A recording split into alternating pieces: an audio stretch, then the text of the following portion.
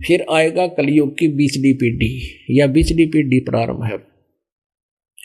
जब परमात्मा स्वयं आए थे प्रथम पीढ़ी कलयुग में, मगहर से शरीर गए थे, वो प्रथम पीढ़ी थी। अब ये मध्य 20वीं पीढ़ी है। आगे आगे आने वाला लास्ट ऑफ द कलयुग वो कृतघ्नी प्राणी हो जाएंगे, कच्चा मांस खाया करेंगे, कोई दीन धर्म रहेगा नहीं, कोई भक्ति नहीं करेगा। पुण्यात्माओं अभी देख लो कितना जुल्म हो चुका है। ये थोड़ा सा क्षेत्र भारतवर्ष का बचा हुआ जो मांसाहारी नहीं है, बहुत कम है, नाम मात्र के। नहीं पूरे विश्व में नुखावन जैसे ये जंगली शेर खाया करते मांस को, इतनी रुचि से खाने लगे, ऐसा पाप कमा रहे हैं, नशे शराब, बुरा हाल हो गया।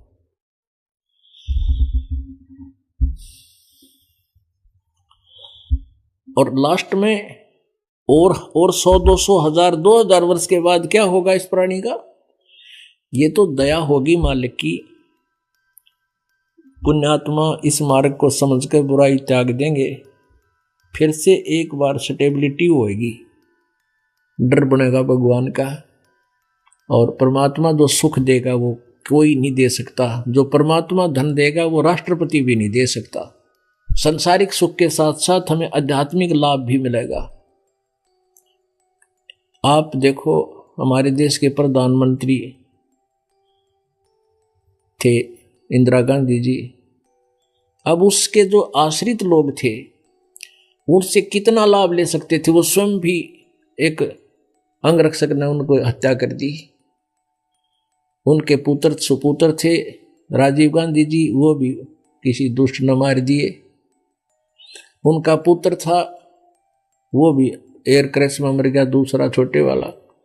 तो पुण्यात्माओं हम जिन का सहारा लिए बैठे हैं वो हमारे सहारे कंप्लीट नहीं है। हमने सारा आश्रय तकना चाहिए परमात्मा का, और हम एक दूसरे का आश्रित हो गए नहीं। तो कहने का भाव ये है कि जब हम परमात्मा की शरण में आएंगे तो एक बार हमें इतना सुख होगा, और उन एक्सीडेंटों में, दुर्घटनाओं में भगवान रक्षा कर सकता है और कोई नहीं कर सकता। तो जब हम परमात्मा के विधिवत साधक होंगे, शास्त्र अनुकूल जब साधक होंगे, क्योंकि हमें ज्ञान होगा कि कबीर परमेश्वर के अतिरिक्त हमारा कोई नहीं है, और हम उनके अतिरिक्त किसी की पूजा कभी नहीं करेंगे, हम पति भर्ता पद पर आ जाएंगे। ये बस की बात को ना, स्वाभाविक हो जाएगा हमारे लिए। जैसे गीता जी अध्याय नंबर 2 के श्लोक नंबर 46 में कहा कि अर्जुन, जिसमें तुझे तत्व ज्ञान हो जाएगा और उस एक परमात्मा की भक्त से तू परिचित हो जाएगा, पूर्ण परमात्मा से, उसके पश्चात तेरी बुद्धि की स्थिति ऐसी हो जाएगी जिस प्रकार बहुत बड़े जलाशय की प्राप्ति के उपरांत एक छोटे जलाशय में जैसी आस्था रह जाती है, ऐसी तेरी आस्था फिर उस तत्व ज्ञान और पूर्ण परमात्मा की समर्थता को जानकर अन्य भगवानों में तेरी श्रद्धा ऐसी रह जाएगी ऑटोमेटिकली। जैसे पुराने समय में जब ये ज्ञान बोला गया श्रीमद् भगवद गीता जी का, उसमें सब कुछ जो सिंचाई भी, जलपान, अब पानी पीना, जल पीते थे, पशुपालन, ये सभी जलाशयों पर होता था। कुछ जलाशय, तकरीबन जलाशय ऐसे होते थे जिन वर्षा हो गई उसमें पानी शटोर हो गया, सारा वर्ष उससे काम चलाते थे। और यदि एक वर्ष वर्षा ना हो तो वो जलाशय सूख जाता था। उस पर आश्रित व्यक्ति भी दुख को महसूस करते थे, परेशान हो जाते थे, तड़प तड़प कर मर जाते थे। तो यहां क्या बताना चाहता है कि उस छोटे जलाशय के स्थान पर उन प्राणियों को यदि बहुत बड़ी झील, बहुत बड़ा जलाशय प्राप्त हो जा, जिसको 10 वर्ष भी वर्षा ना हो तो भी उसका जल समाप्त ना हो, इतना बड़ा जलाशय, तो फिर उनकी आस्था उस छोटे जलाशय में जैसी रह जाती है, ऐसी ही बड़े जलाशय के उपरांत प्राप्त होने के उपरांत अब देखो, छोटे जलाशय का जल बुरा नहीं था, लेकिन वो स्थायी नहीं था, अंडरस्टूड है। और जब वो बहुत बड़ी झील मिल गई जहां 10 वर्ष बरसाना हो तो भी जल नहीं समाप्त हो, तो तुरंत सब प्रस्थान कर जाते हैं वहां पर। वो छोटे जलाशय ने कोई ना चाहता, फिर वो जल बुरा नहीं, लेकिन वो काम चलाऊ, अस्थायी, नाशवान है। तो ऐसे ही कहा कि जब आप जी को पूर्ण परमात्मा सत्य पुरुष की जानकारी, उसके गुणों से आप परिचित हो जाओगे, फिर अन्य भगवानों में आपकी साधना आस्था ऐसी हो जाएगी, अर्थात आप फिर उनको सपने में भी नहीं चाहोगे। तो परमात्मा ये कहना चाहते हैं कि भाई, जब तुम मेरे ऊपर आश्रित हो जाओगे,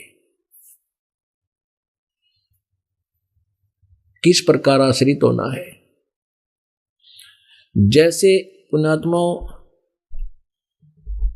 एक आदर सत्कार और पूजा में, आदरणीय और पूज्य में बहुत अंतर होता है। आदरणीय तो बड़े विद्वान राजा लोग, संत जन, भक्त जन, बहन भाई, बुजुर्ग सभी आदरणीय होते हैं, लेकिन पूज्य एक ही होता है। जैसे पति भर्ता पत्नी लड़की होती है, पति भर्ता जो स्त्री होती है वो पूरे परिवार में रहती है, ज्वाइंट फैमिली में रहती है, जेठ भी है, जेठानी भी है, देवर भी, देवरानी भी, सास और ससुर और ननंद। अब पति भर्ता वैसे तो सबका सत्कार करती है, पति भर्ता वही होती है जो मृदुभाषी हो, झगड़ालू ना हो, यदि और अपने पति के अतिरिक्त स्वप्न में भी किसी दूसरे पुरुष को ना चाहे, वो पति भर्ता होती है। पति भर्ता वो भी होती है जो अपने पति को के अतिरिक्त किसी को नहीं चाहे और परिवार के अंदर कड़ा मचा दे, वह पति भर्ता होते हुए भी नाश करनी है।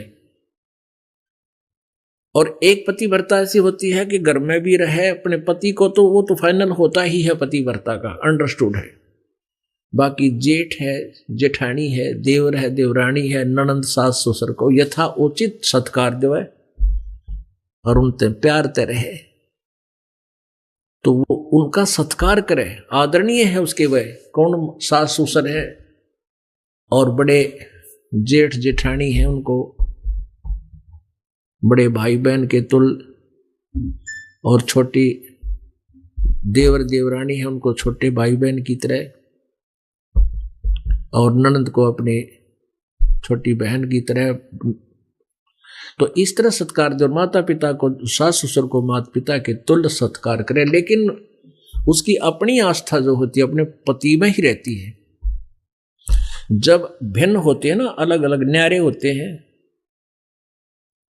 तो उस समय उसका देखा, फिर उसके तेवर देखा चलते समय, अपने सारे आइटम ठाठा का अपने घर धर लेगी, एक ना छोड़ा उनका दूसरा का। तो ऐसे ही पुण्यात्माओं, अब हम यहां ज्वाइंट फैमिली में रह रहे हैं। ये ब्रह्मा विष्णु महेश, ये सभी देव हमारे एक परिवार के अंग हैं। ये आदरणीय है लेकिन पूज्य नहीं है। हमारे पूज्य हमारे कबीर परमेश्वर हैं, वो परम अक्षर ब्रह्म है। उनकी पूजा से जब तक हम संसार में रहेंगे इनके साथ हैं, और जब हम इनसे न्यारे होंगे, सतलोक चलेंगे, अपनी पाई पाई इकट्ठी कर गोज में गाल लेंगे अपने राम नाम की पूजा भक्ति, और अपने मालिक अपने पति के साथ चले जाएंगे। जैसे वो पति भरता फिर अपने पति के कक्ष में अपने सारे सामान न ठाकर रख लेती है।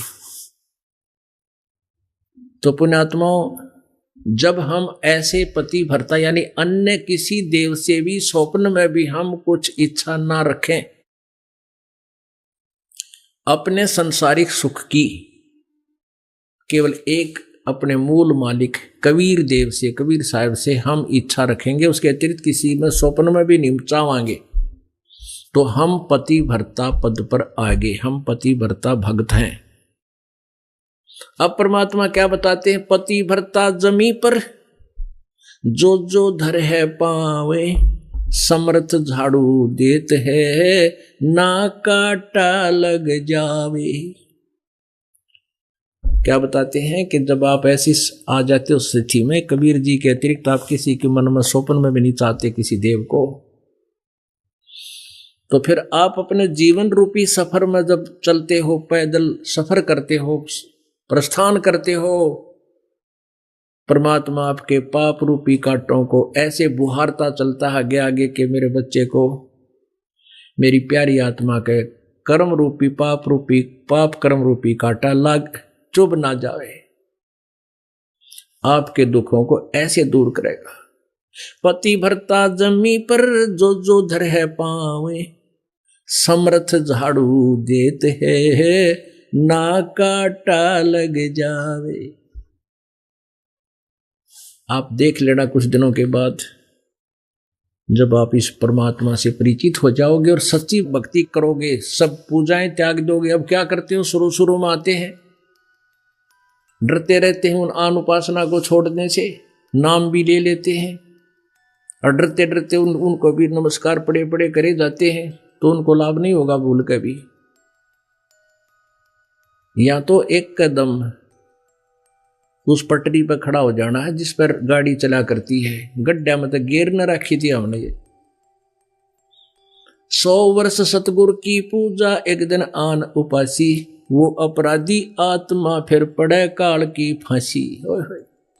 कहते हैं इतनी भयंकर है वो गलत साधनाएं जो तुम कर रहे हो, शास्त्र विधि त्याग के मनमानी आन उपासनाएं, अन्य देवताओं की, भूतों की, प्रेतों की श्राद्ध प्राद्ध जो निकालते हो, इतनी भयंकर है जैसे 100 वर्ष तया साधना कर ली और एक दिन आन उपासना कर ली। दूसरी साधनाएं जो तुम करते हो शास्त्र विधि त्याग का मनमाना आचरण, परमात्मा कहते हैं वो अपराधी आत्मा फिर पड़े काल की फांसी। इतनी भयंकर है इस भक्ति मार्ग में अन्य आन उपासना, यानी नियम को भंग नहीं होने दे। परमात्मा कबीर जी के अतिरिक्त किसी में श्रद्धा आपकी ना रहे, फिर देखना आपके घर में सुख है। आप सोच भी नहीं सकते वो सुख देगा भगवान आपके घर में।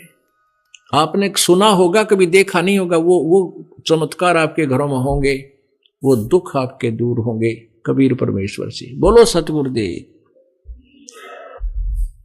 परम पिता परमात्मा सर्व सृष्टि रचनहार, कुल के मालिक, सबके मालिक, कुल धनी कबीर परमेश्वर जी की असीम कृपा से आप जी को ये सत्संग सुनने को मिला। पुण्यात्माओं, परमेश्वर कबीर जी ये सर्वशक्तिमान परमात्मा है, सबके मालिक हैं। हम सभी के एकमात्र यही वो पिता हैं, यही वो माता हैं जिसको हम कहा करते थे तुमेव माता च पिता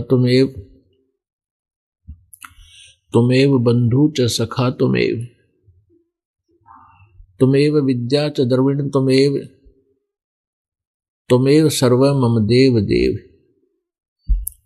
अब हम ये सेंटेंस बोला जरूर करते थे, याद भी कर रखा था, घोट रखा था, पर हम किसके लिए ये बोल रहे थे, किसको मान रहे थे कि वो है देवों का देव, भगवानों का भगवान, सर्वशक्तिमान कौन है वो, हमें कोई पता नहीं था।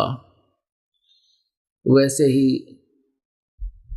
अटकलबाजी से हम अपनी क्रियाएं किया करते थे। उस परमेश्वर ने स्वयं आकर अपनी जानकारी दी, क्योंकि यहाँ के भगवान ने, यहाँ के स्वामी ने, 21 ब्रह्मांड के स्वामी ने, जिसके अंतर्गत हम यहाँ अधीन हैं, जिसके अंतर्गत हम इसके जाल में फंसे हुए हैं, इस काल भगवान ने हमें यहाँ पूर्ण रूपेण धोखे में रखा हुआ है। और उस परमेश्वर ने आके हमें बताया कि तुम यहाँ के रहने वाले नहीं हो, ये अच्छा ठिकाना नहीं है, यहाँ कोई जीव सुखी नहीं है, यहाँ कोई जीव स्थायी नहीं है, सबकी मृत्यु होगी और ना जाने कब हो जाएगी और किन परिस्थितियों में हो जाएगी। आज आप अपने परिवार को अपना मानते हो, इसी के भरण पोषण के अंदर सारा जीवन अपना व्यस्त रखते हो, सारा जीवन समाप्त कर जाते हो। एक पल का भरोसा नहीं, परिवार के किस सदस्य की कब मृत्यु हो जा। पुण्यात्माओं, फिर ऐसे लोक में और भय नहीं बनता, डर नहीं बनता, अपनी मृत्यु का कभी डर नहीं बनता। यह सबसे बड़ी कमजोरी है इस जीव की, सबसे बड़ी भूल है ये। हम ये क्या सोचते हैं कि वो मर गया, हम अभी नहीं मरेंगे, अभी नहीं मरेंगे। जो मरने वाला भी यही सोच रहा था, मैं अभी नहीं मरूंगा, और वो भी मर गया, उसकी मृत्यु होगी। तो कहने का भाव ये है कि हम यहां इस काल ने विवश कर रखे हैं, जीव को एक पल का भी चैन नहीं छोड़ रखा। इतना महादुखी किया हुआ, चाहे यहाँ कोई प्रधानमंत्री है, चाहे कोई पूरी पृथ्वी का पति है, कोई भी जीव चैन की नींद नहीं लेता। और मान लीजिए कोई ये सोच रहा है कि मेरे तो सब ठीक है, बच्चे भी ठीक हैं, अरे एक पल में बिजली गिर जा, क्यों ना जाने क्या हो जाए एक मिनट में, तो क्या ठीक है यू। तो परमात्मा कहते हैं इस झूठे सुख को सुख कहे, मान रहा मन मोद, ये सकल चबीना काल का, कुछ मुख में कुछ गोदे। इस झूठे सुख को सुख मान कर ये प्राणी यहीं सेट होया बैठा है। परमात्मा कहते हैं ये तो काल का आहार है, और ना जाने कब ये खा जाएगा, किसको खा जाएगा, कैसे खाता है। जैसे मृत्यु होगी, मृत्यु के उपरांत सूक्ष्म शरीर और होता है, शरीर स्थूल शरीर के अंदर, उसको तपस्या पर जाकर डाल देता है, वहां चटक मटक जीव करते हैं, और उनसे निकले हुए गंध को ये वहां आहार करता है। पुण्यात्माओं, सत्संग के माध्यम से परमात्मा की वाणी सुनाई जाती है। परमात्मा की वाणी मीन भगवान का आदेश सुनाया जाता है। जैसा कि आप जी ने कल गीता अध्याय नंबर 4 के श्लोक नंबर 32 में स्वयं पढ़ा कि उस सच्चिदानंद घन ब्रह्म की वाणी में, परम अक्षर ब्रह्म की वाणी में, जो स्वयं आकर उन्होंने अपने मुख से बोली हुई है, उसमें आध्यात्मिक धार्मिक अनुष्ठानों के विषय में विस्तार से जानकारी दी हुई है। और वो कार्य करते करते, कर्म करते करते सफल होती है। हठ योग आदि जंगल घर छोड़कर जाने से नहीं, मात्र उसमें उसकी आवश्यकता ही नहीं। वो एक अनमोल ज्ञान है, तत्व ज्ञान है। गीता अध्याय नंबर 4 के श्लोक नंबर 34 में फिर प्रमाण दिया है कि उस ज्ञान को जो सच्चिदानंद घन ब्रह्म की वाणी में सच्चिदानंद घन ब्रह्म ने अपने मुखारविंद से उच्चारित करके लिपिबद्ध करवा रखा है, वो ज्ञान, उस ज्ञान को तत्वदर्शी संतों के पास जाकर समझ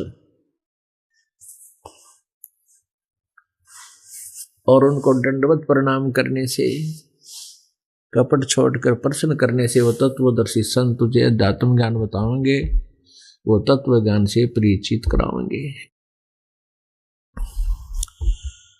तो परमेश्वर ने स्वयं तत्वदर्शी संत की भूमिका की। सन 1398 में वो सतलोक से चलकर आए, अपने निज स्थान से चलकर आए अमरलोक से, और भारतवर्ष के पवित्र भूमि पर, भारतवर्ष के काशी शहर में लहर तारा नामक एक तालाब के अंदर विकसित कमल के फूल पर नवजात शिशु का रूप धारण करके वो परमात्मा प्रकट हुए, लीला की उन्होंने। और उनको एक नीरू नीमा नाम के जुलाहा दंपति उठाकर ले गए। उनका संतान नहीं थी, निसंतान थे। लीला में शरीर से परमात्मा बड़े हुए। जब वो 5 वर्ष के हो गए,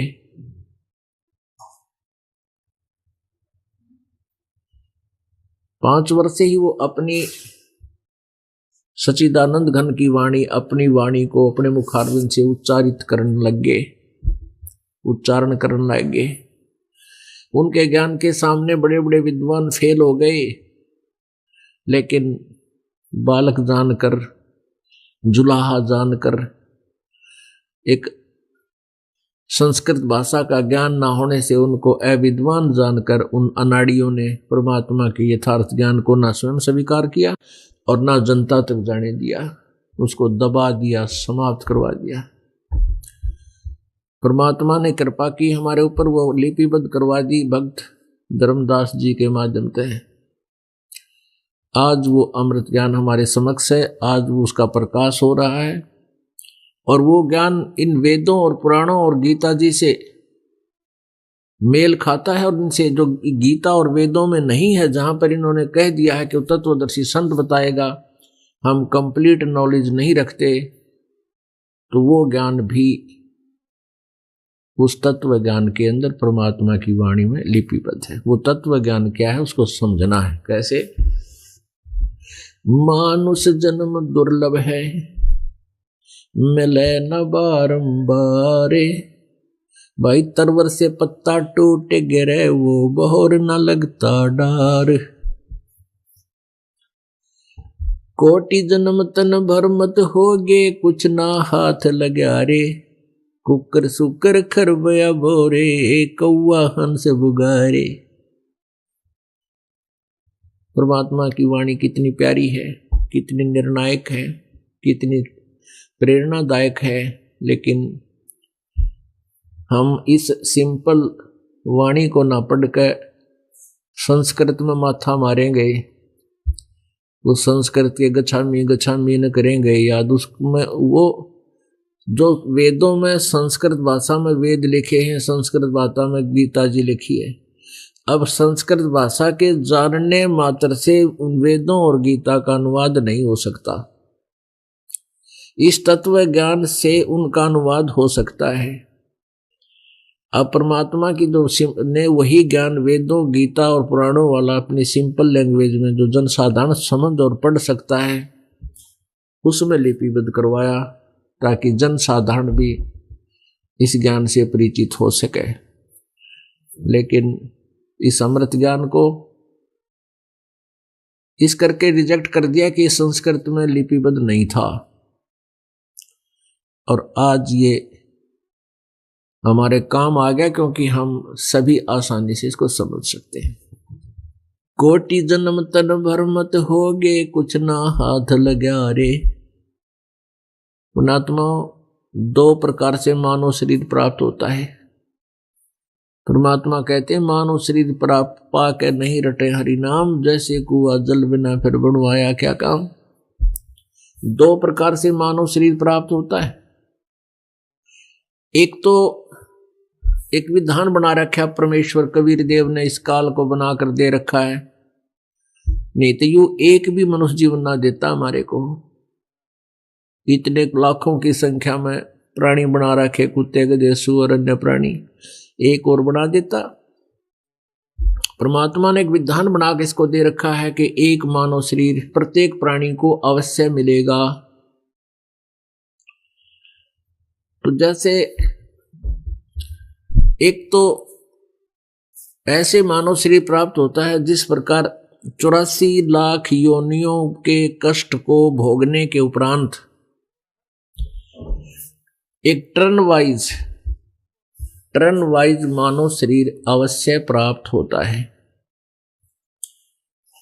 और दूसरा मानव शरीर प्राप्त होता है पिछले पुण्य से, पिछले संस्कार से कंटिन्यूस लगातार भी मानव शरीर आपको प्राप्त होते रहते हैं।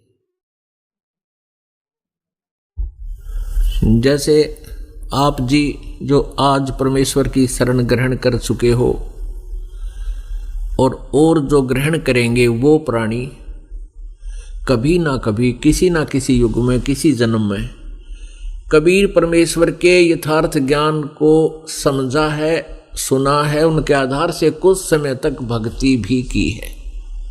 परमेश्वर की शरण में तत्वदर्शी संत या परमात्मा तत्वदर्शी संत बनाकर भेजता है अपनी शक्ति देकर, उनकी शरण में रह करके नाम उपदेश लेकर के आप जी ने कुछ समय साधना की होती है, और उस कुछ समय साधना करके आप फिर गफलत कर जाते हो, क्योंकि इस परमात्मा की भक्ति से सुख गणा होता है, क्योंकि ये सर्व सुखदायी परमात्मा है। और इस मन की एक गंदी आदत है कि जब इसको सुख हो जाता है ये भगवान से दूर होने की चेष्टा करता है। इसलिए परमात्मा ने हमें रह रहकर बहुत प्रकार के फार्मूले बताए हैं कि सुख के माथे पत्थर पड़ो, सुख के माथे सिला पड़ो, जो नाम हृदय से जावे, बलिहारी उस दुख के जो पल पल नाम रटावे। पुण्यात्माओं, कई भक्त अनजानपने में ये कह देते हैं जी हमने 3 वर्ष हो गए नाम लिए ने, और कुछ ना कुछ समस्याएं आती ही रहती हैं। फिर उनसे ये पूछते हैं कि आपके ऊपर जो कोई ऐसी समस्याएं थी जो कहीं समाधान नहीं हुआ था, उनका क्या रहा? कि वो तो जी सारी ठीक होगी, वो तो कोई आपत्ति नहीं रही, अब छोटी मोटी ठूठा हो ही रहती है। तो पुण्यात्माओं, ये परमात्मा का ऑपरेशन है, वो थोड़ा बहुत कष्ट आप पर जरूर रखना चाहता है ताकि आप भगवान से दूर ना हो जाओ। तो परमात्मा खुद भी कहते हैं कि इसे सुख का आग लगे जो भगवान से दूर करे, और बलिहारी हुआ दुख को ऐसा दुख भी दिए भगवान तेरे से दूर ना हो जाए। तो पुण्यात्माओं, ऐसे प्राणी आप जी और हम रहे हैं जो परमात्मा 600 वर्ष पहले बनारस में आए थे। उसमें 64 लाख शिष्य हुए थे उस मालिक के। ना कोई मीडिया था, ना कोई प्रचार प्रसार का साधन था, क्योंकि वो परमात्मा है। एक दिन में 1000 जगह प्रकट होकर उसी रूप में और सत्संग और प्रवचन करके आया करते थे। वो करोड़ रूप बना सकते हैं, जितने प्राणी हैं उतने भी वो रूप बना सकते हैं, क्योंकि समर्थ नाम इसी का होता है। और जो बहुत दुखी प्राणी थे उनको पहले तो सुख दिया, फिर वो ज्ञान समझा, परमात्मा के शिष्य बने। 64 लाख शिष्य हो गए थे आज से 600 वर्ष पहले, जबकि पूरा भारत में अफगानिस्तान, बलोचिस्तान, पाकिस्तान, बांग्लादेश, ये सारा नेपाल और ये इराक, ईरान, गढ़गजनी तक, ये सारा भारत था। और कुल मिलाकर सारे भारत की 4 करोड़ आबादी नहीं होगी, और उसमें 64 लाख से सो जाना बालकों का खेल नहीं है। लेकिन हम गफलत कर गए, परमात्मा से दूर हो गए, क्योंकि हमें सुख हो गया था। जो दुख थे वो हमारे दूर कर दिए परमात्मा ने, फिर सुख हो गया, हम भगवान से दूर हो गए।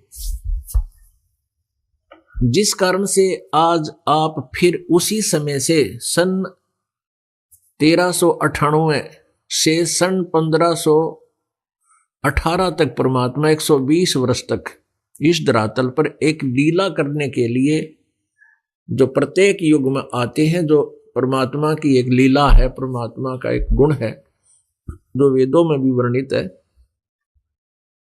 वो ऐसा करते हैं अपना ज्ञान देने के लिए। एक जनसाधारण की तरह काम करते हैं, जनसाधारण की तरह अपना कर्म करके, निर्वाह करके एक रोल करते हैं, भूमिका करते हैं, एक एग्जाम्पल कोड करके चले जाते हैं कि सुयोग शिष्य में कैसे गुण होने चाहिए, सुयोग नागरिक में कैसे गुण होने चाहिए, और तत्वदर्शी संत कैसा होता है, परमात्मा क्या क्या लीलाएं करता है, वो सारी क्रियाएं, वो सब परमात्मा ये कर्म करके प्रमाणित करके जाते हैं। वो ऐसा ही करते हैं, और उसी के विषय में फिर वेद और सदग्रंथ सभी बताते हैं कि प्रभु के ऐसे गुण हैं, वो ऐसा करता है, ऐसे प्रकट होता है। ये वेदों और पुराणों में लिखा हुआ है। तो परमात्मा कबीर जी 600 वर्ष पहले जब आए, 120 वर्ष तक रहे, तो उन्होंने हम सभी को ये ज्ञान दिया। हम उस परमात्मा को समझ नहीं सके, भगवान नहीं मान पाए, परमात्मा से हम दूर हो गए। तो उसी समय से हम वो साधना जो मालिक के चरणों में हमने की थी, उसके आधार से आप जी को मनुष्य शरीर मिलते हुए आ रहे हैं। आज आपके अंदर परमात्मा की कसक बनी हुई थी। परमात्मा की चाह में कोई कहीं ना कहीं अवश्य कोई भटक रहा था, कोई मंदिर में, कोई मस्जिद में, कोई गुरुद्वारे में, कोई चर्च में, कोई ऊंचे ऊंचे पहाड़ों की चोटियों पर परमात्मा की खोज करने जाता था, और कोई कहीं ना कहीं, कोई सालासर, कोई बालाजी, कोई वैष्णो देवी, कोई केदारनाथ, कोई अमरनाथ, कोई रामेश्वर, कोई गया जी की तक भंडार है, वो बनभौरी, यानी सारे भटक रहे थे। क्योंकि आप मनुष्य जीवन से आए हैं, तुरंत मनुष्य जीवन से ही नेक्स्ट मनुष्य जीवन मिला आपको, इसलिए आपके अंदर चाह परमात्मा की है। और आप जी का व्यवहार, आप जी के अंदर एक गुण, ये पुराने संस्कारों से विद्यमान है। आप जी यहाँ आते हैं, आप यहाँ 1 दिन 2 दिन 4 दिन जितना भी सटे करते हो, आप जी का व्यवहार कितना अच्छा है। जहाँ बैठा दिए वहीं बैठे रहते हैं, जो मिल गया खाने को उससे हर स्वीकार कर लेते हैं। ना इतने आदमी की तक इकट्ठे हो जाए मेले में, गट्टुम गुट्टा, गाड़म गाड़ा, 100 प्रकार की बदमाशी शुरू हो जाए, और आप ऐसे बैठे रहते हो जैसे देव पुरुष बैठा करते हैं। क्योंकि आपके पिछले मनुष्य जीवन से आए हुए हो, और मनुष्य जीवन से आए हुए प्राणी के एक मानुष जैसे गुण होते हैं, और आप में चाह है भगवान की, आप परमात्मा के लिए तरफ रहे थे, और उस परमेश्वर ने फिर रजा आप पर कर दी, यो मार्ग फिर से मिल गया। और कुछ ऐसे प्राणी होते हैं, मनुष्य जीवन प्राप्त है, लेकिन वो परमात्मा की तरफ ध्यान नहीं देते। उनको कितना कह ले, कितना समझा ले, कति नहीं माने।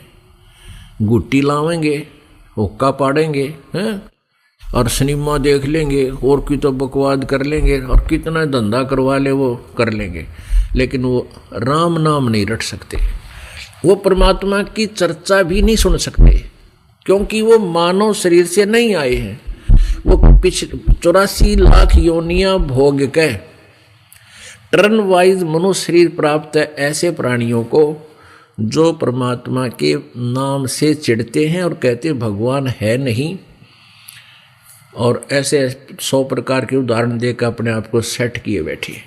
तो वो मानव शरीर से नहीं आए हैं, वो पिछले जन्म से कोई किसी पशु पक्षी या जड़ जूनी के शरीर से छोड़कर आए हैं।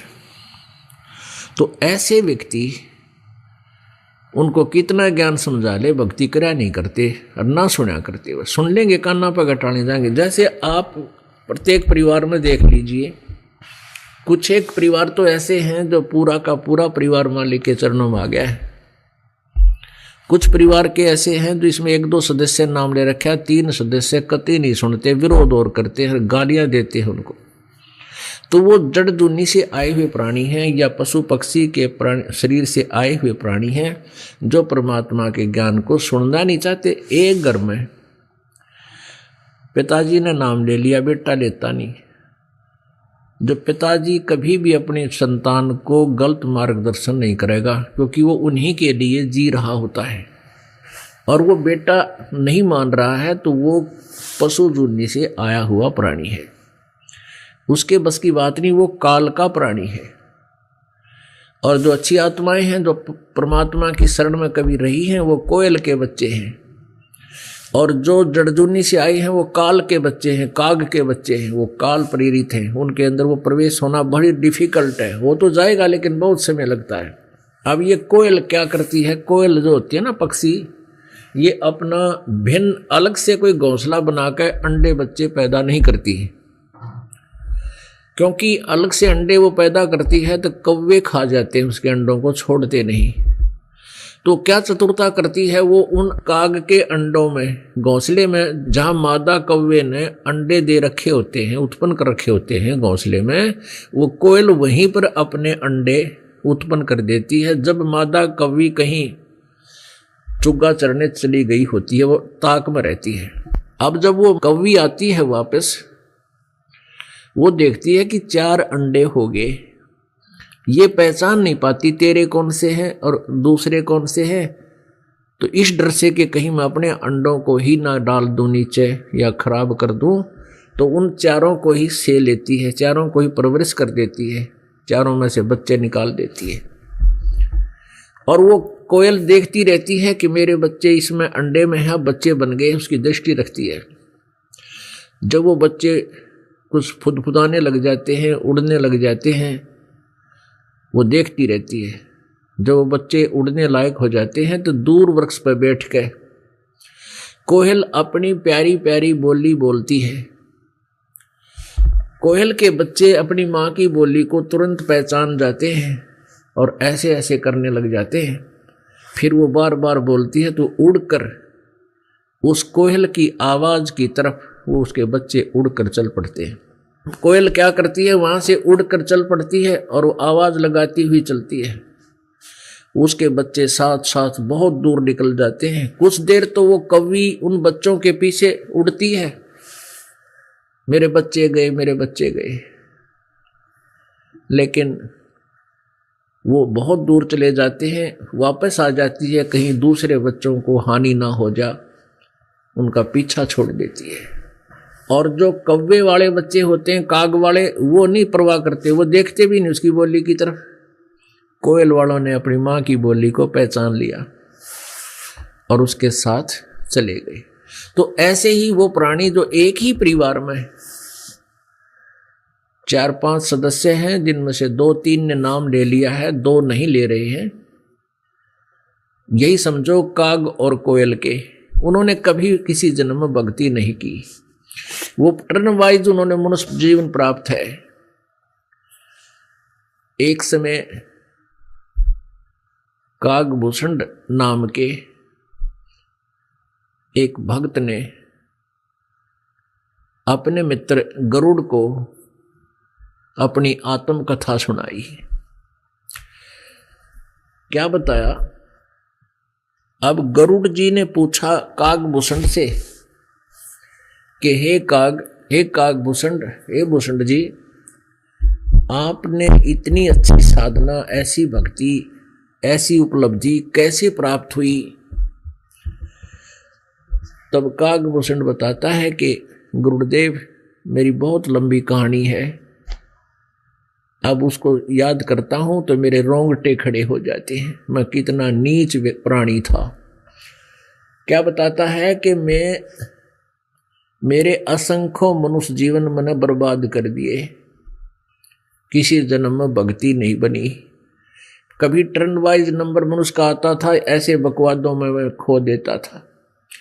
इसी प्रकार 84 लाख योनियां भोगने के उपरांत परमात्मा के विधान अनुसार मुझे मानव जीवन प्राप्त हुआ। उस समय हम 4 बहन भाई थे, 2 भाई 2 बहन, हमारे माता पिता थे। जब मैं सबसे बड़ा था, मेरी आयु 20 वर्ष की थी। उस समय उस क्षेत्र में बहुत अकाल गिर गया। मेरी आंखों के सामने हाहाकार करके मेरा भाई, मेरी बहनें, मेरे माता पिता भूख के मारे तड़प तड़प कर प्राण छोड़ गए। मैं शरीर में तगड़ा था, भूख को सहन कर ली मैं नहीं मर पाया। आसपास का क्षेत्र उजड़ गया कति। मैं उस क्षेत्र को छोड़कर अमंतका नगरी में आ गया और वहां पर अकाल नहीं था। पेट भर कर रोटी खाई, भोजन खाया, फिर सोचने लगा कि हे परमात्मा, ये क्या जीवन है? कल तक तो हम हंस खेल रहे थे, हमारा बड़ा पूरा परिवार था, और आज मैं अकेला रो रहा हूं, ना भाई है, ना बहन है, ना माँ, ना पिता। फिर मैंने एक मंदिर के अंदर एक पंडित जी भगवान शिव की कथा कर रहा था, सत्संग कर रहा था, मैं वहां चला गया। उस ब्राह्मण को मैंने अपने सारे दुख बताए, मेरे साथ के बीती। ब्राह्मण की आंखों में आंसू आ गए और कहा, बेटा, यह तो ऐसा ही विधान है, जन्म और मृत्यु ये सभी के साथ है, चिंता ना कर बेटा, होगी सो होगी। अब तू यहाँ मेरे साथ रह, मेरे बच्चे की तरह रह बेटा, और अपना भक्ति कर, भगवान की सत्संग सुना करे। अब उसने, कहते हैं, उस गुरुदेव के ब्राह्मण के पास मैं रहने लगा, वहां ही मैं भोजन करता, मंदिर की सफाई सफाई कर देता, भगत सत्संग सुनने आते थे। 6 महीने हो गए मैंने उसके साथ रहते, उस ब्राह्मण के साथ रोज कथा सुनूं। रोजाना वो कथा सुनावे बेटा भक्ति करनी चाहिए, भक्ति विनाश जीवन का कोई लाभ नहीं है। बहुत अच्छे अच्छे दृष्टांत दे देकर समझावे, लेकिन मेरे असर हो नहीं कि मैं नाम ले लूं। मुझे बार बार कहे बेटा भक्ति कर ले, उपदेश दीक्षा लेनी चाहिए, तो वो कहता मेरे मन में रुचि नहीं बने कि मैं उपदेश ले लूं, गुरु बना लूं, भक्ति कर लूं। कारण क्या है? तुलसी पिछले पाप से हरि चर्चा न भावे, जैसे जवर के बेगते भाई भूख बिदा हो जावे। जैसे किसी को बुखार हो, मलेरिया हो गया हो, उसको भोजन अच्छा नहीं लगता, न तो रोटी अच्छी लगती है, काजू किशमिश मनुखा दाग को भी कहता मुझे अच्छी नहीं लगती, कड़वी लगती है।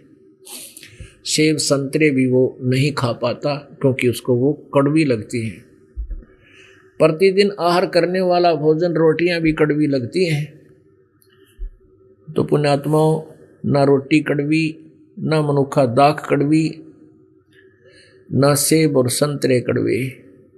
बुखार ने, उस जवर ने उस व्यक्ति के शरीर की व्यवस्था इतनी कंडम कर दी कि मीठी वस्तु भी उसने कड़वी लग गए। इसी प्रकार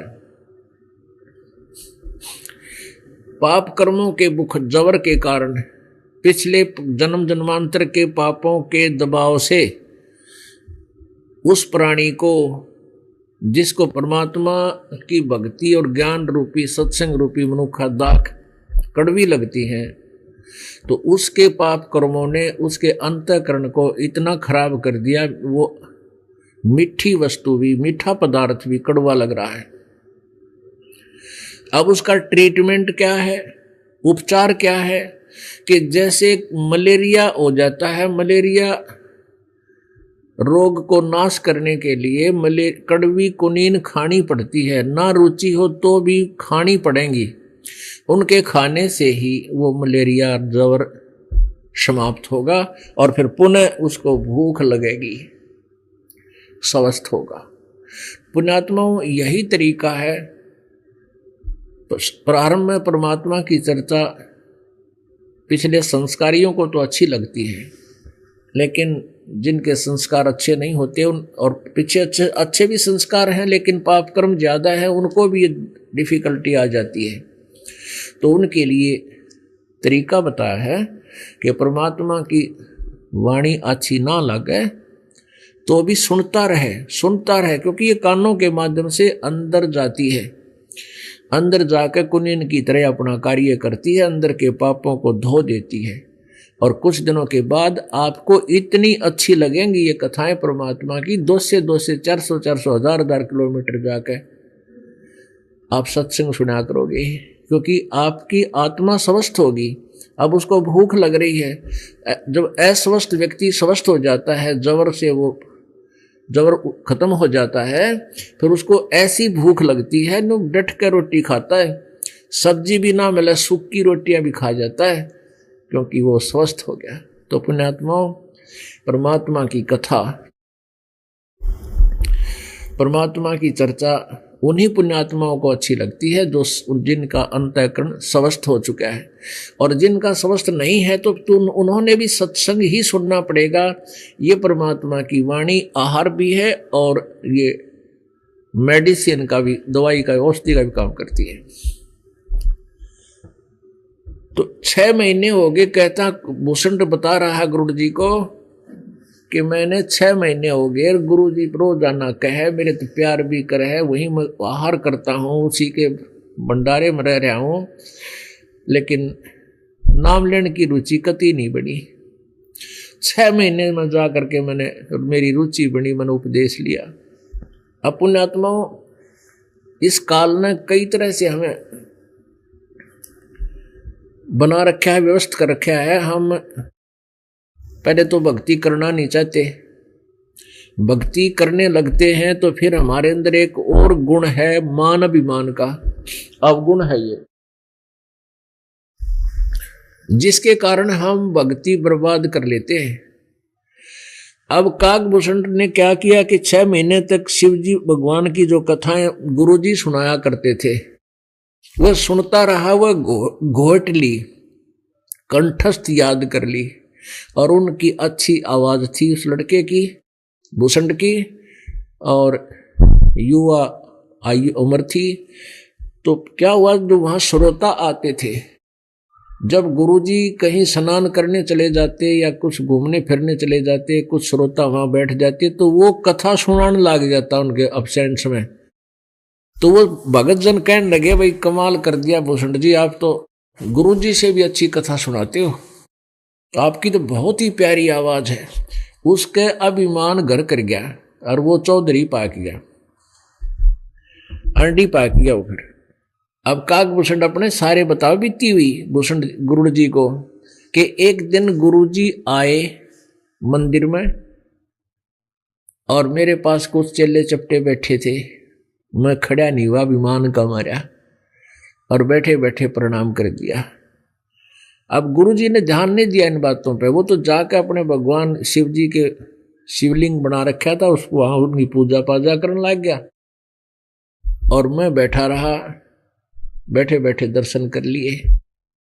तो भगवान शिव जी ने ये बात खटक गई, आकाशवाणी करी, अरे धुरत, तू अपने गुरु का भी सत्कार नहीं कर सकता पाप आत्मा, तुझे 1 लाख वर्ष नरक में डालूंगा। ये आकाशवाणी गुरुजी ने भी सुन ली, भूषण बता रहा है। अब पुण्यात्माओं कहते हैं, बालक बहुत प्यारा माँ का, उसते बढ़कर शिष गुरुओं का। देखो, पिताजी को अपना बेटा बेटी बहुत प्रिय होते हैं, लेकिन माता को माँ से भी, पिताजी से भी 100 गुना लगाव अधिक होता है। और माँ से भी ज्यादा प्रिय शिष्य होते हैं गुरु को, ये सत्कर मान लेना। क्योंकि जब तक बालक, जैसे एक परिवार के 2, 3, 4 बच्चे होते हैं, तो एक आधा बालक ये कह देता है कि माँ या पिताजी आप इसका ज्यादा भेदभाव करते हो, इसको ज्यादा प्यार करते हो।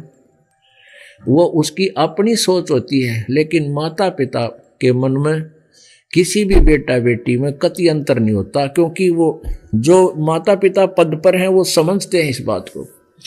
ऐसे ही जो गुरु पद पर होते हैं उनको अपने शिष्य माँ से भी अधिक प्रिय होते हैं, क्योंकि वो परमात्मा से परिचित होते हैं और बच्चों के भविष्य से भी परिचित होते हैं। तो वो उनको बहुत प्यारे लगते हैं कि इनकी भक्ति बर्बाद ना हो जाए, इनका जीवन नष्ट ना हो जाए। मुश्किल से बात शरह चढ़ी है। तो उस ब्राह्मण ने कहा, बेटा क्या गलती होगी, भगवान क्यों रुष्ट हो गए थे आपसे, आपको तो बहुत भयंकर श्राप दे दिया।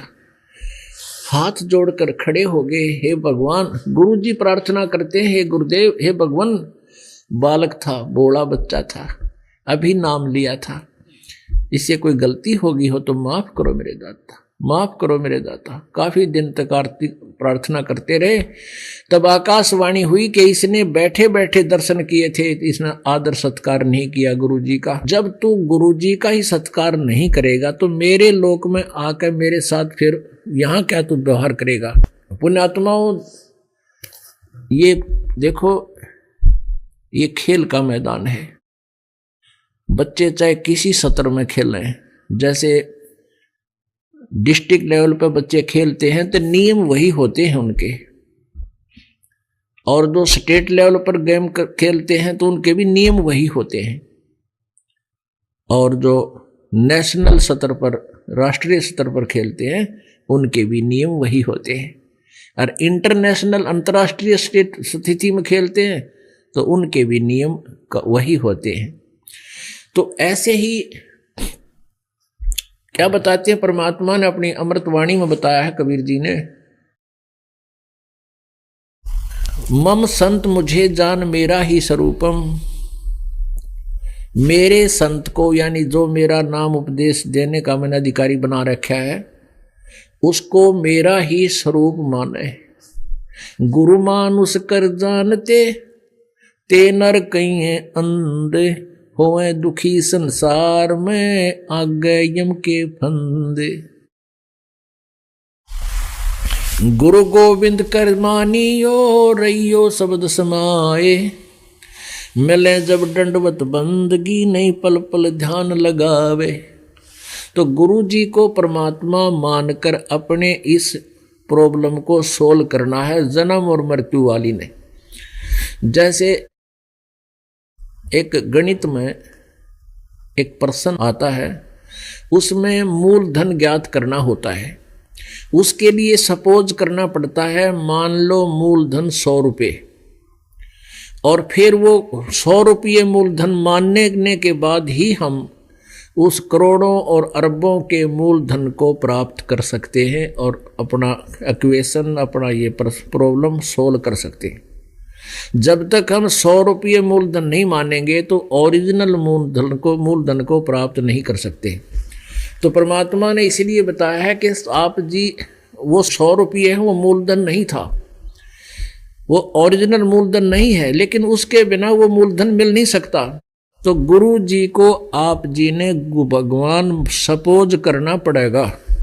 आपने ये मान करके ये गुरु जी नहीं, ये भगवान खड़े हैं। और पुण्यात्मा, जब आप भगवान के पास जाओगे तो आप जी कैसे व्यवहार करोगे, जो इस दास के साथ आप कर रहे हो, और वो व्यवहार भगवान को मान्य है या नहीं है, नहीं है तो वहां से रिजेक्ट हो जाओगे।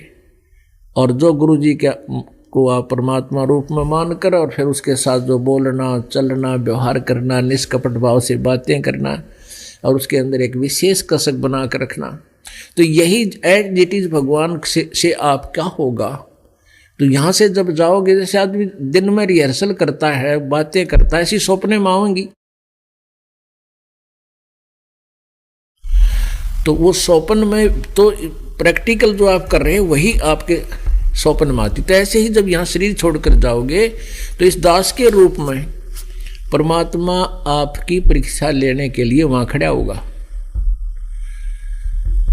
फिर आप वहां भी वही अड्डपट मारोगे, यहाँ मारते थे, तो वहां से तुरंत ऑटोमेटिकली आपके पैरों के नीचे से स्लिप निकल जाएगा फट्टा, एकदम नीचे आओगे गद्दे ही। वो अलग बात है कि आपने पुण्य जो भक्ति कर रखी है वो अलग अलग मिल जाएंगे, को स्वर्ग में को कितने धक्के खाते रहोगे, पार नहीं हो पाओगे। तो इसलिए हमने गुरुजी के साथ वो डीलिंग करनी चाहिए जो भगवान के साथ किया करते हैं, तब आप सफल होगे।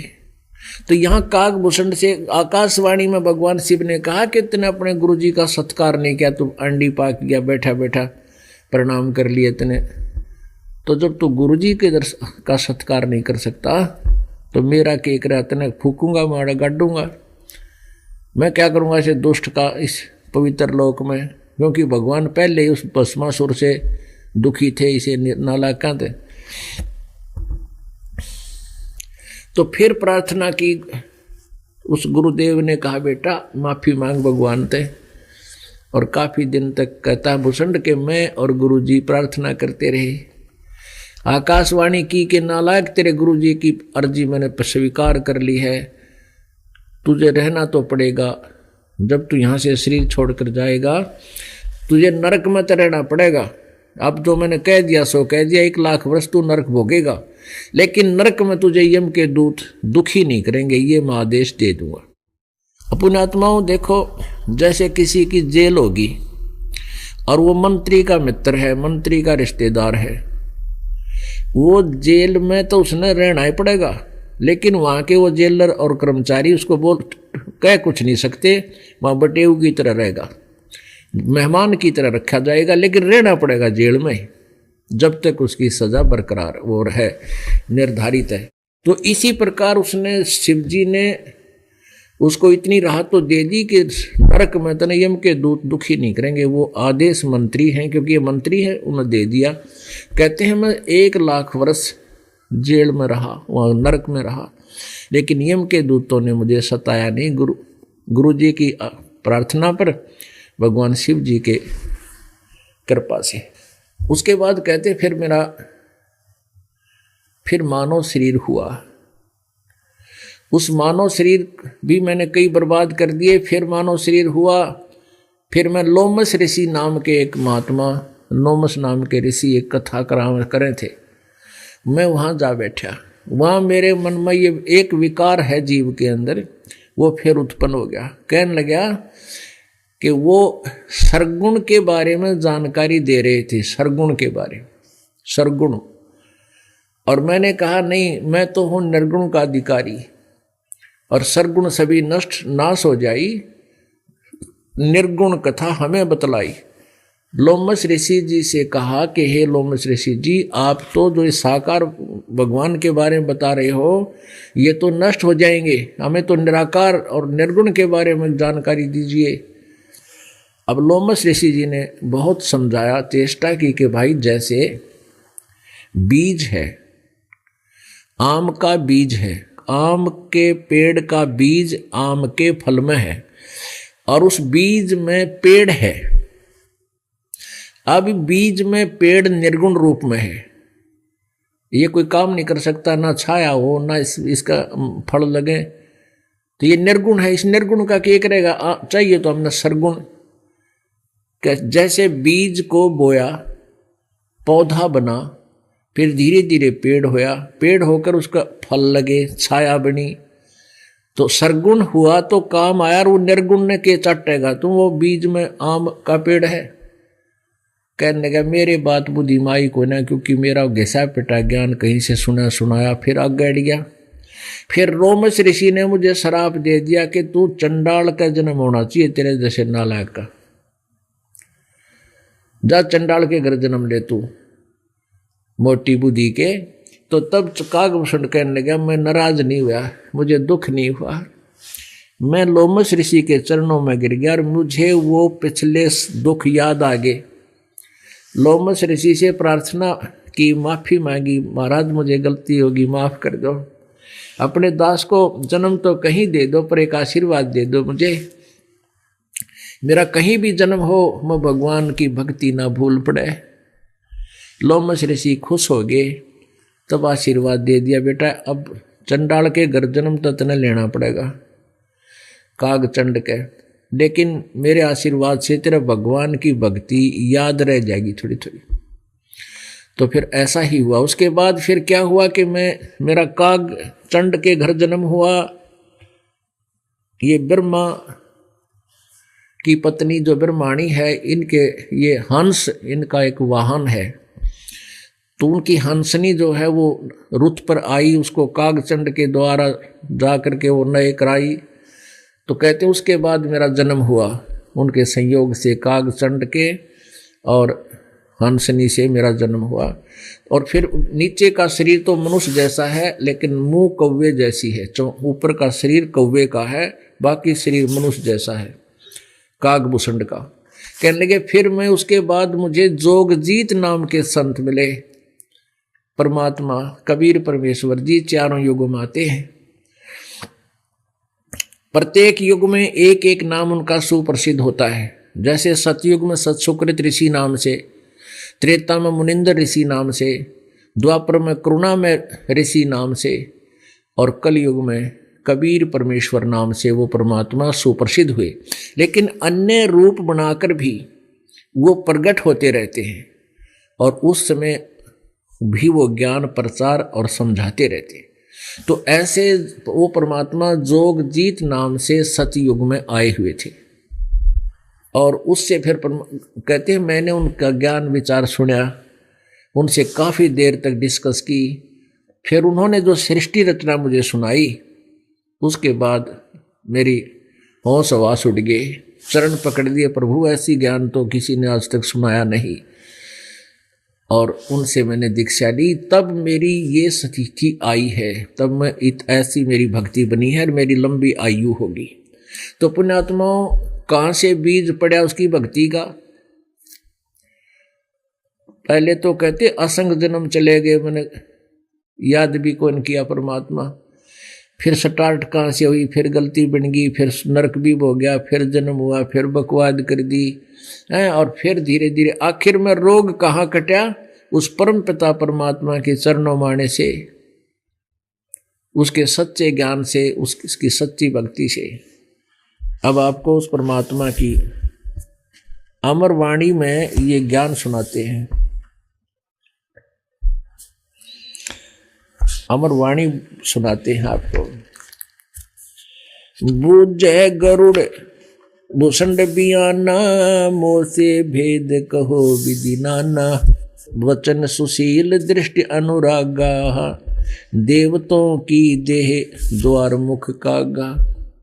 कलंगी तीन शीस पर साजय, शब्द कुलाहल हर्ष निवाजय। मधुकर बैन सुनत हो शांति, कहो भूषणिया की उत्पाती। श्रवण सुर सुमरत वचन उमेदा, दाम रसायन सब तन भेदा। बचन सुनत सुख होत आनंदा, भेद कहो निज परमानंदा। कमल कपोल मधुर बन तेरे, सुनते शब्द कटे पाप मेरे। आज अनादि कथा विस्तारा, मोह को भेद कहो तत्सारा। परम भेद कहो बहुभांति, मिटे हमारे मन की कांति। कौन देश को नगर निदाना, कहो भूषण आदि परमाणा। कौन पिता को जननी जाम्या, कौन कुली कौन वंश बखाण्या। अरवन वर्ण कला परवेसा, तुमरी महिमा कर है शेषा। जल स्वरूप कुछ तरंग न तेजम, इंद्री जीत चढ़े मन से जम। ब्रह्म निरूपण निर्गुण भेखा, कहो भूषण मोय आद संदेशा। चंद्र का तेज सूरज की किरणा, जासे अधिका तुमरा वर्णा। कौन कलागत रूप स्वरूपा, तिमर मेट उजियारा धूपा। सुनो भूषण तुम अकल अनूपा, भेद कहो परमानंद जू का। कह भूषण तुम सुनो खगेसा, तो से भेद कहूं परवेशा। अब गरुड़ जी ने पूछा कि आपके पास बैठने से मुझे ऐसी शांति आती है, मैंने कहीं नहीं देखा। और आपका ऐसा चेहरा है, आपके दर्शन से ही आनंद होता है। आपने ऐसी उपलब्धि कैसे हुई, ये पूरी विस्तार से मुझे बताने का कष्ट करें। अब काकभूषण कहता, कह भूषण तुम सुनो खगेसा, तो से भेद कहूं परवेशा। अपने आत्माओं परमात्मा कबीर जी अपनी प्यारी आत्मा गरीबदास साहिब जी छुड़ानी वाले जिला झज्जर हरियाणा वाले को मिले। उनको ये ज्ञान दिया जो स्वयं 600 वर्ष पहले बताया करते थे। और इनको हम अविद्वान कहा करते थे, ये अनाड़ी लोग, ये अनाड़ी ऋषि, मैं ऋषि ब्राह्मण, कि वो क्या जाने भाषा के बारे में, संस्कृत के बारे में। अब देखिए भाषा का कैसा रोग सा काट रखा, कितनी अच्छी तरह भाषा बोल रखी है। कह भूषण तुम सुनो खगेसा, तो से भेद कहूं परवेशा। खगेश, अब यह खगेश भाषा संस्कृत की है। खग माने पक्षी, खगेश पक्षियों के राजा, पक्षियों के स्वामी। खगेश गरुड़ जी को काकभूषण कह रहे हैं कि सुनो खगेशा, हे पक्षी राज, अब मैं जो बता रहा हूं उसको सुनो। कह भूषण तुम सुनो खगेसा, तो से भेद कहूं परवेशा। शंख कल्प जुग गए बिहाई, पूर्व जन्म की कथा सुनाई। कहते मेरे शंखों कल्प बीत गए, या धके खाते न, और बहुत से जन्म बर्बाद हो गए। पूर्व जन्म की मैं कथा सुनाता हूँ। शंख कल्प जुग हो गए, जामन मरण जिहान। जन्म मरण में इस संसार में शंखों जन्म बीत गए। जन्म पूर्व ला तुझे कहूँ, सुनो खगेश सुजाने। सुनो गुरुड़ मेरा आज संदेशा, भिन्न भिन्न भेद कहो खगेशा। शंख जन्म पूरब पैमाला, गए जो मिथ्या नहीं संभाला। कहते मेरे मनुष्य जीवन, शंखों मनुष्य जीवन बर्बाद चले गए, उनमें भक्ति स्टार्ट नहीं हुई, प्रारंभ नहीं कर पाया। शंख जन्म पूरब पैमाला, गए जो मिथ्या नहीं संभाला। अवधपुरी एक नगर निधाना, जहां अवतार धरे मोरे प्राणा। अवधपुरी में मेरा जन्म हुआ। 20 वर्ष की उम्र पुनीता, मात पिता भय काल सनीपा। पड़ा काल दुर्भिक्षता ही, पृथ्वी डोल गई रे भाई। कहते इतना भयंकर काल गिरा, कहते धरती हलगी, वहां पर हाहाकार मच गई। पड़ा काल दुर्भिक्ष अपारा, मनुष्य मनुष्य का करे आहारा। मनुष्य को मनुष्य खाने लगे, भूखे मरते, एक दूसरे के बुड़के भर ले और आखिर में मर गए। पड़ा काल दुर्भिक्ष अपारा, मनुष्य मनुष्य का करे आहारा। अन्न का नहीं आहार प्राणी, पड़ा काल दुर्भिक्ष अमानी। अवधपुरी हम तजी खगेसा। मेरे माता पिता मर गए, सारा परिवार समाप्त हो गया। उसके बाद कहते मैंने वो अवधपुरी को छोड़ दिया। अवधपुरी हम तजी खगेसा, ताही समय गए मालू देसा। मालू देश में गए। पुरी अवंती लीना बासा, जावा नहीं अन्न की तरासा। अवंतिकापुरी में मैं चला गया, वहां अकाल नहीं था। अन्न तो तहां पेट भर खाया, कह भूषण सुनो खगराया। पंडित एक अवंती माही, कथा कर्ण शिव द्वारे जाही। 6 मास हम संगति कीनी, बहुर तास की दीक्षा लीनी। 6 महीने तक उसका साथ किया, तब मैंने दीक्षा ली उनसे। टहल करत जिस पंडित केरी, गुरु चेले का भाव गनेरी। स्वामी कर्ण गए स्नाना, पूजा अर्पण धूप ध्याना। शिव पूजा पंडित अर्थावे, बेलपत्र धर लिंग बनावे।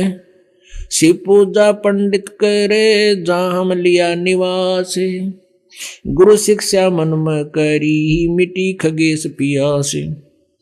तन मन अर्पे फेरे माला, जाके ऊपर ईश दयाला। कहते उस पंडित जी के ऊपर भगवान शिव जी पूर्ण प्रसन्न थे, उनकी वो सच्चा पुजारी था। पूजा करण देवालय आए, जहां हम बैठे दर्शन पाए।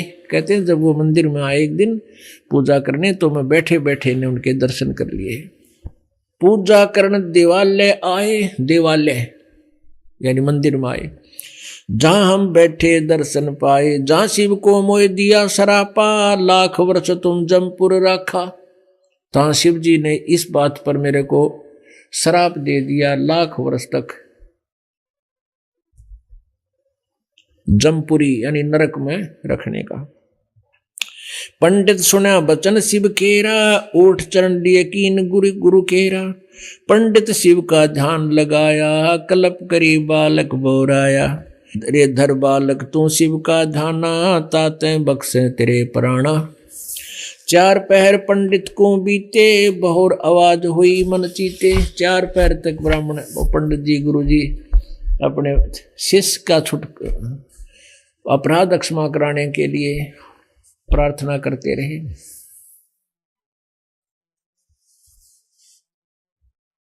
4 पहर पंडित को बीते, बहुर आवाज हुई मन चीते। मेरा वचन न खाली जाई, जम के लोक चलो रे भाई। शिव जी की का फिर आकाशवाणी हुई कि मेरा वचन खाली नहीं जा सकता,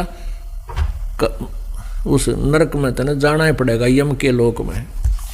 बहुत दरा पंडित तब ध्याना, बख्शो साहेब या के प्राण। फिर प्रार्थना की गुरुजी ने, बहुत बार की अर्ज ठीका, बाणी अरस बही शिवनी का। बहुर महादेव भय दयाला, जम का लोक भुगते तत्काला। हमरे लाग्या संसासों का, छोटी दे गई जम के लोका। चंद्रो जम तत्कालम आए, शिव की दया गुरु अर्थाए। जम हमको ने दीन तरासा, भुगत्या नहीं नरक निवासा। जोग ध्यान और नाम नरेसा, जब तब करनी मिटे अंदेशा। प्राणायाम किया परनामा, स्वर्गपुरी को चले विमाना। कहते वहाँ से फिर मेरा जो हो गया, फिर मैं कुछ दिन स्वर्ग रहा। उसके बाद में 84 लाख योनियाँ भोगता रहा। फिर कभी लोमस ऋषि एक कथा कर रहे थे, वहां चला गया। लोमस ऋषि जहाँ कथा कराई, जहाँ हम प्रसंग पूछा जाई, वहां मैंने प्रश्न कर दिया। एक विषय के ऊपर मैंने जानकारी चाहिए। सरगुण कथा होत तिस बारी, हम तो निर्गुण के अधिकारी। सरगुण अर्थ हो में गौराया, लोमस ऋषि प्रसंग बतलाया। बहुर संबोध किया, तिस बेरा बैठे जाए निकट हम नेरा। कहते हैं बार बार फिर संवाद किया उनसे, उसके पीछे बैठा था श्रोताओं के, मैं आगे जाके लोमस ऋषि के पास बैठ गया। गुरुड़ जी को भूषण जी बता रहे, सरगुण कथा बिना क्या गावे, निर्गुण पद नजरों नहीं आवे। जद जा बोले काग बुसुंडा, दर्श्या अद्भुत रूप अखंडा। अब ऋषि लोमस ऋषि बता रहे हैं कि भाई निर्गुण तो चीज दिखाई नहीं देते ने, और सरगुण बिना उस निर्गुण न समझावांगे कैसे। जैसे आम के किसी भी पेड़ के या पौधे के बीज को लेकर के उसको समझाने के लिए बताना पड़ेगा कि इस बीज में ये सामने पेड़ है, ऐसे पेड़ है, ऐसा पेड़ इसके अंदर निर्गुण रूप में है। अब सरगुण कहीं होगा नहीं तो निर्गुण न तू समझेगा क्या। जिस व्यक्ति ने आम का पेड़ ना देखा हो और आम के बीज को दिखा करके समझावा कि इसमें कैसा पेड़ होता है, तो उसको दिखाया जाता है कि ये जो आम सामने खड़ा है, ये पेड़, ये इस बीज में निर्गुण रूप में है। तो सरगुण बिना निर्गुण के गावे, निर्गुण पद नजरों नहीं आवे। अब लोमस ऋषि तो न्यू बतावे थे, न्यू बोला मेरी बुद्धि में यह बात समाई को ना। क्या बताते हैं, सरगुण कथा बिना क्या गावे, निर्गुण पद नजरों नहीं आवे। जदुआ बोले काग बुसंडा, दर्शा अद्भुत रूप अखंडा। सरगुण सकल नाश हो जाई, निर्गुण सदा रहो लोलाई।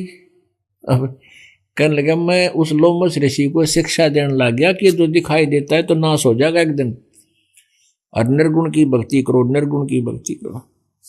लोमस ऋषि प्रसंग विस्तारी, विस्तार से बताया उस प्रसंग को लोमस ऋषि ने। सुनो सुनो गुरुड़ आदि कथा हमारी, लोमस ऋषि प्रसंग विस्तारी। सुनो गुरुड़ आदि कथा हमारी, बहुर कहा सरगुण प्रसंगा, शिव की जटा रहे जो गंगा।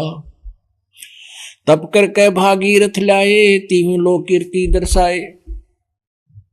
पुणात्माओं, ये तत्व ज्ञान है और इन कथाओं से बहुत कुछ निष्कर्ष निकलेगा। अब सरगुण निर्गुण, निर्गुण बताते थे, निराकार है भगवान, निराकार है। अरे निराकार तो हमने ना दिखता इसलिए है, जिन जो साधनाएं हमने की वो उनसे भगवान मिला नहीं। जैसे कितना अच्छा उदाहरण दे रहे हैं कि बीज में वृक्ष है, और जब तक इसको बीजेंगे नहीं तो बीज में वृक्ष हमें दिखेगा कैसे। और दूसरा उदाहरण ये दिया है कि सरगुण निर्गुण का दूसरा उदाहरण दिया है कि जैसे भगवान शिव की जटा कुंडली में जटा, एक ये जटा जो भगवान के शिव पर दिखा रखी है ना, ये बालों का जटा, और इसमें एक औरत का मुंह सा दिखाकर उसके मुंह से गंगा निकलती दिखा रखी है। ये तो एक बनावटी कल्पित है, ऐसा नहीं है। भगवान शिव के लोक में एक जटा कुंडली, एक डैम है, बहुत बड़ा सरोवर, बहुत बड़ा। यो प्रत्येक लोक के अंदर, जैसे शिव के लोक में, विष्णु के लोक में, ब्रह्मा जी के लोक में, सबके लोक में बड़े बड़े सरोवर होते हैं। तो शिव जी के लोक में एक बहुत बड़ा डैम है, उसका नाम जटा कुंडली है, उसका नाम जटा कुंडली डैम है। तो वो सतलोक से गंगा आई थी और उसके बाद वो जटा कुंडली डैम में 6 महीने तक रही। मतलब 6 महीने में वो जटा कुंडली जो डैम था, वो सरोवर था, वो भरा। उससे भरकर फिर वो ऊपर आई। उसी समय भागीरथ जी तप कर रहे थे गंगा को नीचे लाने के लिए।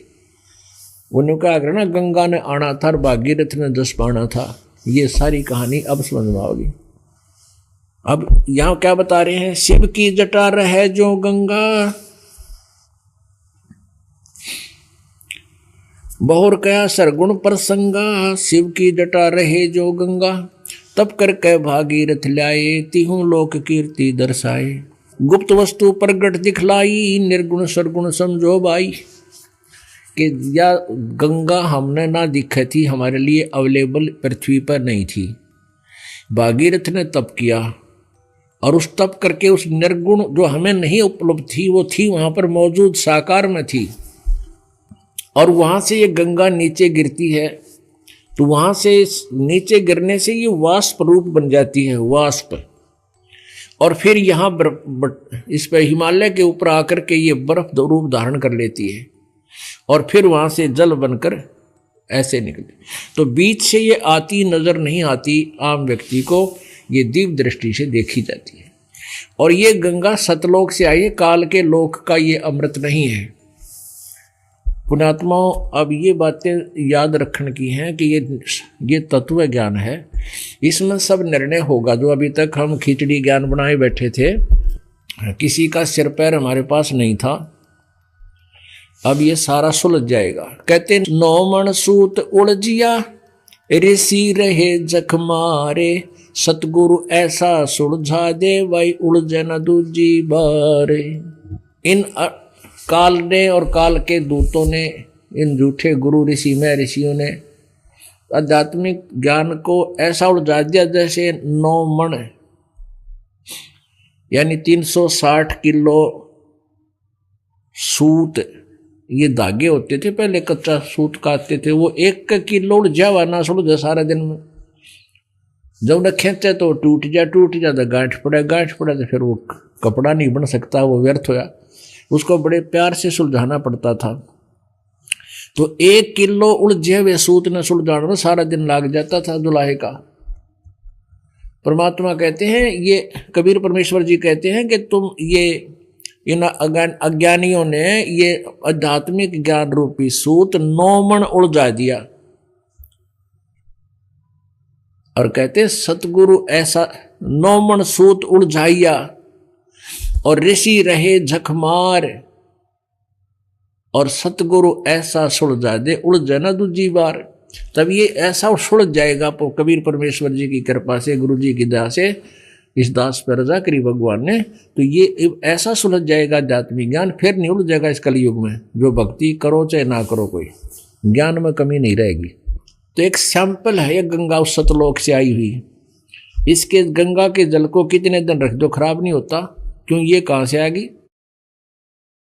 इस पृथ्वी पर ही चल रहा है, तो ये कहां से आई?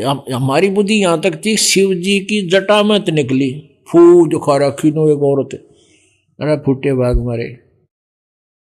भगवान शिव जी का एक डैम है, और वो सतलोक से जब आई तो 6 महीना में वह भरी थी। वो भर के फिर ओवरफ्लो होना शुरू हो गया। इसमें भागीरथ तप कर रहा था पहले से ही। तो जब ये ऊपर तक पड़न लगी फालतू होगा, जो भगवान शिव ने कह दी तथास्तु, ले भाई गंगा आ जाएगी। तो ये तो चलती का टोर मारनी है, चलती का टोर मारने वाले। तो ये सतलोक से आई थी फिर शिव के धाम में, शिव के धाम को डैम भर गया 6 महीना, फिर आगे चल पड़ी। अब वो पीछे से चल ही रही है और वो वहां से ओवरफ्लो भी हो ही रहा है। और यहाँ अब ये इस प्रकार ये गंगा आपको उपलब्ध है। लेकिन इस गंगा के पानी से मोक्ष नहीं है। तो ऐसे ऐसे अमृत पदार्थ हैं सतलोक के अंदर, ये सैंपल है वहाँ का। अब क्या बताते हैं गरुड़, यानी कबीर परमात्मा ज्ञान दे रहे हैं इनको सिर्फ कागभूषण और लोमस ऋषि के माध्यम से। बहुर कहा सरगुण प्रसंगा, शिव की जटा रहे जो गंगा, तप कर के भागीरथ ल्याए, तिहु लोक कीर्ति दर्शाए। गुप्त वस्तु प्रगट दिखलाई, निर्गुण सरगुण समझो भाई। और तोड़ कर दिया कि निराकार और साकार समझ लो, निर्गुण और सरगुण। ये वहां पर सतलोक में थी गुप्त, यहाँ नहीं आ रही थी। फिर शिव जी के लोक में आई, शिव जी के लोक में थी, यहाँ नहीं पहुंच रही थी। तो ये वहाँ गुप्त थी, वो यहाँ आ गई, ये हमें दिखाई देने लगे, सद्गुण हो गया। लेकिन ये पहले भी एज इट इज इसी रूप में विद्यमान थी। तो ऐसे ही परमात्मा साकार रूप में सतलोक में है, हमें दिखाई नहीं देते, इसलिए हमने उनको निर्गुण मान लिया, निराकार मान लिया। और वो स्वयं यहाँ आकर प्रकट हुए तो साकार हो गए। गुप्त वस्तु प्रगट दिखलाई, निर्गुण सरगुण समझो बाई। वृक्ष बीज में है सब ठौरा, जब उगे तब दिखे मोरा। डाल पान सब नजरों आया, पंछी केल करते हैं छाया। फल पक्षी नर करें आहारा, या लीला सरगुण विस्तारा। सरगुण भोग किए भगवाना, बहुविधि बिल से संत सुजाना। लोमश ऋषि प्रसंग सुनाया, दम बिन शंख आवाज नराया। शंख शरीर पवन से गूंजे, आत्मज्ञानी पद को बूझे। अब ये बताया कि जैसे वृक्ष बीज में है सब ठौरा, प्रत्येक बीज में वृक्ष है, लेकिन वो उगेगा जब दिखाई देगा, फिर उसका फल लगेंगे, पक्षी भी खाओगे, मनुष्य भी खाएंगे, छाया भी होगी, यानी वो लाभदायक हुआ। सरगुण बिना निर्गुण किस कामा, निर्गुण बिना ना सरगुण धामा। बर्तन बिना वस्तु का पावे, वस्तु हो तो बर्तन आवे। कह लोमस ऋषि सुनो भूसंडा, जीवन पुष्ट हो तो बिन अंडा। अंड बिना तो पिंड ना होई, पिंड अंड का साक्षी सोई। पुण्यात्मा, अब सरगुण निर्गुण के बारे में जानकारी देते हुए लोमस ऋषि ने बहुत कुछ समझाया। काकभूषण जी कहते हैं मेरे पल्ले पड़ी नहीं, फिर लोमस ऋषि ने मुझे श्राप दे दिया। आगे क्या बताते हैं, जोगजीत मिला गुरु पूरा, पूर्ण ब्रह्म का सकल जहूरा। फिर उसके बाद मुझे श्राप दे दिया, फिर चंड के घर मेरा जन्म हुआ। उसके बाद जोगजीत मिला गुरु पूरा, पूर्ण ब्रह्म का सकल जहूरा। मोकू नाम दान उन दीना, ताते अभय पद में चीन्या। कहते हैं जो आज मुझे उपलब्धि हुई है ना, लोमस ऋषि से मेरी बात बनी, क्योंकि वो निर्गुण सुरगुण तो बता दिया, पर उसके पास मंत्र ठीक नहीं था। फिर मुझे जोगजीत नाम के एक पूरे गुरु मिले, उन्होंने मेरा सारा संशय निवारण किया, जिससे मुझे ये अभय पद मिला।